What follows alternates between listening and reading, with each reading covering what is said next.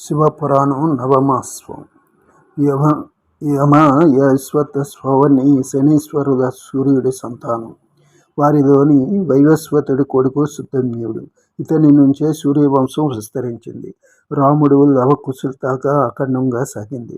చంద్రుడు కొడుకు బుధుడు, వాడి కొడుకు పురూరవుడు. ఇలా చంద్రవంశం వెలిగింది. పాండవులు, కృష్ణుడు ఆ వంశం వాళ్ళే.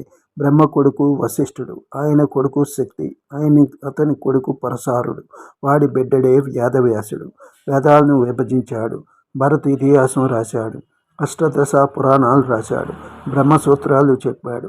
10 కాలాల పాటు నుండే పనులని చేశాడు ఆయన.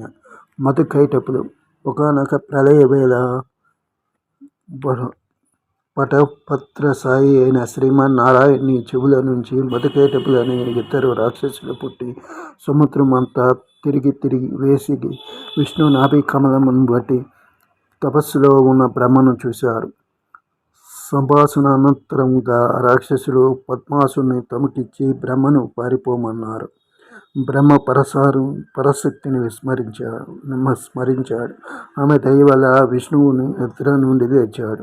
విషయమంతా తెలుసుకున్నాడు. బ్రహ్మ సృష్టి పనుల్లో ఉన్నాడు. అతని ఏకాగ్రతకి భంగం కలిగించకండి. మీరేమైనా కావాలనుకుంటే నన్ను కోరుకోండి, నేను ఇస్తాను అన్నాడు.